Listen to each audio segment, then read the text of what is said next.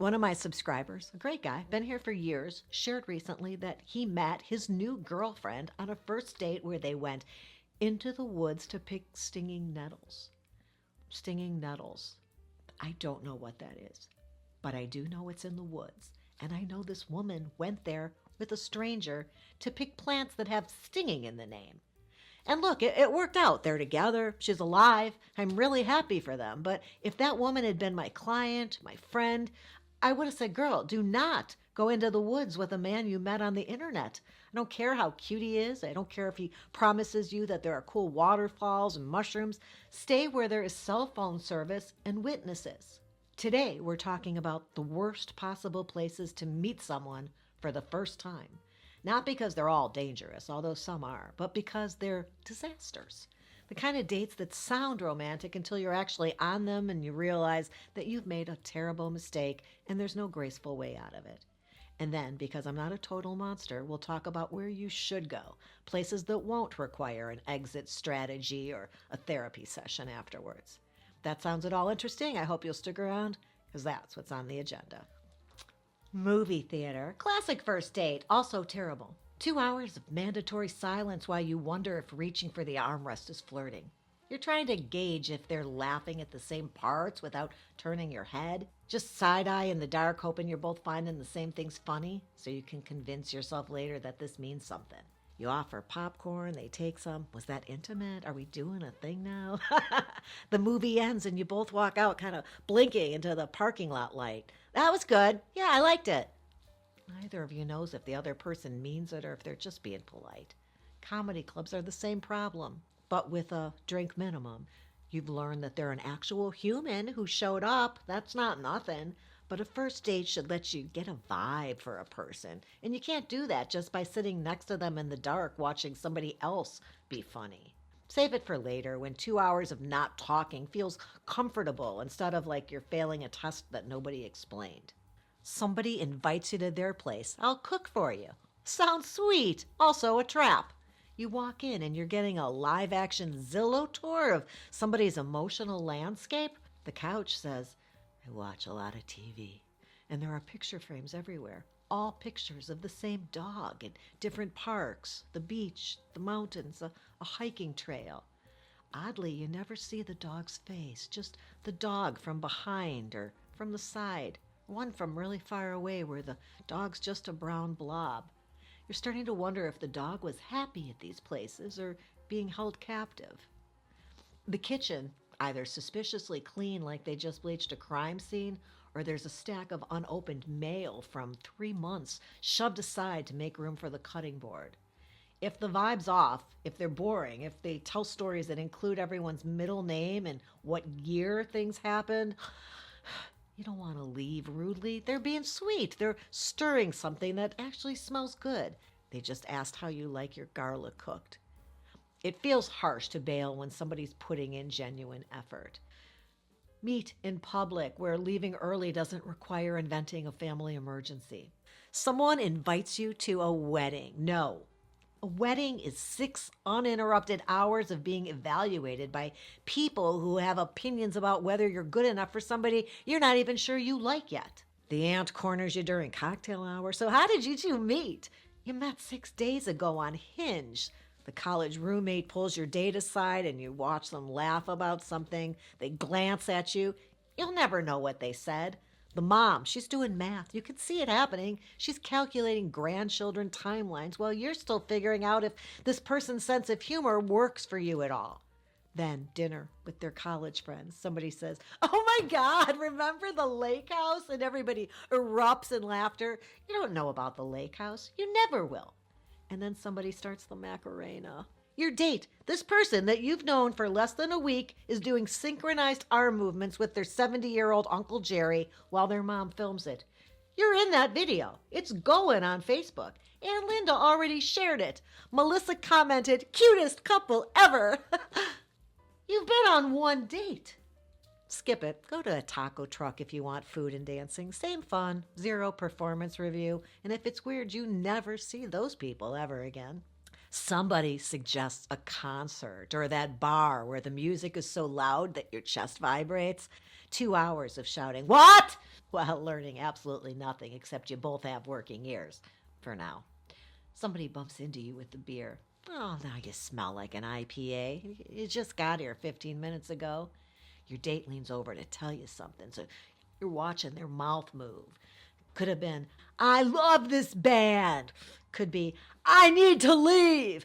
Could be, your ex is standing right behind you. No idea. You just smile and nod like you heard every word. Every 10 minutes, one of you tries to have an actual conversation, leans in closer, shouts into the other person's ear like you're passing secrets in middle school, gets back maybe 3 words. You both give up and just go back to watching the band like that was the plan. By the end, you know that they like this band and they drink beer. They know the words to that one song. That's it. You couldn't have learned that from their Instagram. Couple years ago, my mom got really impressed by my videos when she was finally forced onto social media and watched a couple of them. By me, obviously. So a few weeks go by, and she swings by my house to return some of my, glass storage containers. We've been in a 20-year cycle of swapping side dishes like it's currency. And she gives me this very serious look, and she says, Carrie, that red subscribe button, does it charge people when they press it? I said, Mom, no, it's free. It's YouTube. And she said, oh, thank God. I've been telling all my friends to press it, and I didn't want them getting billed. So just to clear it up for my mom, and maybe for you too, that little red subscribe button doesn't cost a thing, but it does help me out a ton. So please click it. Because if my mom's out here running a grassroots PR with nothing but a rotary phone and raw determination, the least you can do is click the button. Now back to the good stuff. Let's drive to that cute town about 2 hours away. Oh, it sounds nice until you do the math. 4 hours minimum in a car with somebody you met last week. Conversation dies around mile marker 23. You've covered work, family, siblings, that summer camp thing. Now you got 77 miles of silence ahead. And then they start singing. Not just the chorus, every single word, including the parts they clearly don't know. So they're just making confident sounds that sort of match the melody. And when their song comes on, and you'll know it's their song because they announce it, they crank it up. Way up, full performance, head bobs, steering wheel drums. They're doing the guitar solo with their mouth. You're hostage to a concert you didn't buy tickets for. Plus, you're trapped. Can't leave. Can't suddenly remember you have to be somewhere. You're on the highway heading away from civilization. Someone thinks an escape room sounds fun, different. What it actually is, a personality stress test in a room that smells like panic sweat. You're about to learn how they handle pressure. Are they bossy when things aren't working? When you suggest, check in that drawer, they snap, I already checked there. Do they stay calm when they're stuck on a clue or get that edge in their voice, that we're running out of time tone that makes everybody a little tense? Do they blame everybody else when you don't escape? If someone had just listened about the map, can they laugh when they're wrong, or is this suddenly very serious despite the plastic skull? All useful information, but you could learn it over a cocktail, maybe a glass of wine, without paying $40 to be locked in a room decorated like a Halloween clearance section. If somebody needs manufactured crisis and a countdown, that tells you something. Hey, you want to work out together? Translation, let's both look our worst while trying to impress each other. Come on, nobody looks good doing burpees. Nobody. The eye contact in gym mirrors while you're both drenched and breathing hard and turning colors. Not romantic. The guy 3 treadmills over can feel the awkward from there. Plus, whoever invited the other one is spiraling. Do I look okay? Can they see me from that angle? Ugh, do I smell? Is my face always this red? You can't have a real conversation. You're both counting reps and trying not to die. So you make encouraging comments like you're coaching a 6-year-old. You got this. Meanwhile, you're both just trying not to throw up in front of somebody you're trying to impress. A yoga class, then smoothies next door. Fine. There's structure, a defined end, a natural next activity that involves sitting and talking like humans. But a full gym session, that's intimacy you really haven't earned yet. There's this beautiful trail, amazing views at the top. What they're not mentioning, 5 miles straight up. No bathrooms unless you count behind the tree, and no cell service. No exit once you're in. Out of breath, trying to have a deep conversation about values while your heart rate screams and your knees file complaints. One of you is clearly in better shape. The gap is widening. They're up ahead at the switchback. You good? And you wave. You're not good. You're dying. Someone needs a bathroom. Doesn't exist. Someone wore cute shoes from REI. Blisters. Your knee just made a sound. A new sound. Nobody's having the soul-connecting conversation you imagined. You're trying to breathe without making sounds, both performing. I do this all the time while thinking, why did I agree to this? Plus, you can't leave. You're halfway up. You have to finish, even if you hate it, even if conversation died 20 minutes ago, even if you just realize they say pacifically instead of specifically. And it's bothering you a lot more than it should. And there's always the chance you end up like me, stuck halfway up Runyon Canyon, legs shaking, wondering if you need help getting down. That means a helicopter. When it happened with just my son there, it was mortifying. Imagine that in front of somebody you're supposed to be impressing. Ugh. Somebody suggests a spa day, couples massage. You're going to be lying on tables, half naked, 3 feet from each other, while strangers rub oil on you. That's the date. Well, you don't know their last name yet. We've all seen The Bachelor do this every season. Some tropical location. This is so nice. Isn't this romantic? Meanwhile, they're both lying there tense as hell because this is too intimate for people who met 4 days ago. You can't relax half naked next to a stranger. That's not how relaxing works. And then you emerge in robes 3 sizes too big, shuffling around like you're recovering from surgery. Hair doing things and faces shiny, moving slowly like your legs might not work. Spa days are for established couples, people who've earned the right to see each other with cucumber slices on their faces. My friends are getting together Saturday. You should come. That's not a date. That's an audition. Their friends are going to evaluate the hell out of you. So how did you meet? What do you do? They sound casual. They're taking notes. Your date is watching nervously, hoping everybody likes you, but not too much. Someone's going to tell a story that reveals something you didn't know yet. Remember when you called your ex 47 times that night?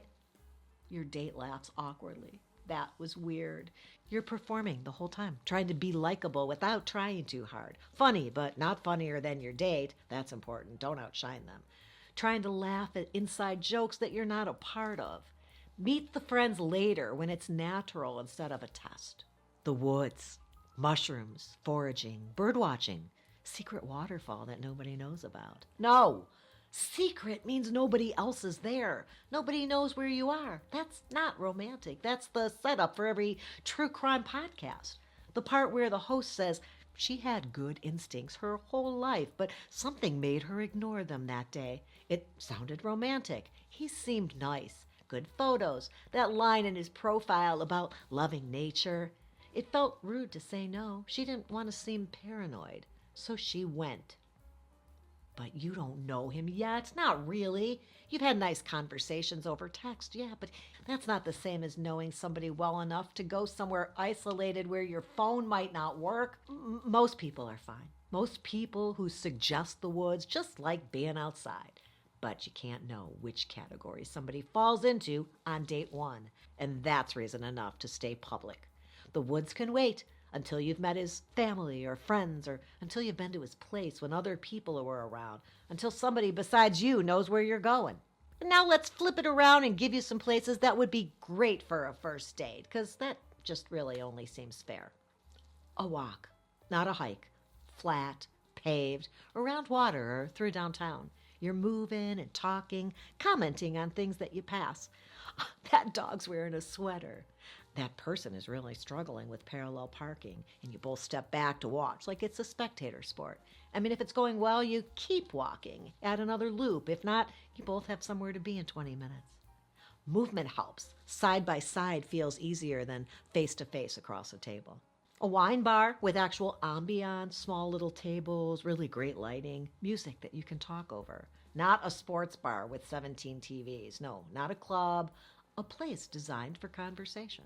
One glass, if it's not working, you're out of there in 30 minutes. But if it is, now you've been there for 2 hours and it felt like 20. Coffee by itself feels like an interview, not a date. But coffee and then walking, totally different energy entirely. You finish. Hey, want to walk that to the bookstore? Now you're moving. You pass the bakery. The smell stops you both. Okay, we have to go in. Now you're laughing about being too full for a croissant. You're not. You're never too full for a croissant. The interview energy, poof, evaporates. That independent bookstore over on Main Street. You learn everything watching what sections they hit. Do they go straight to fiction or biographies? Are they reading the backs carefully or are they judging by the cover?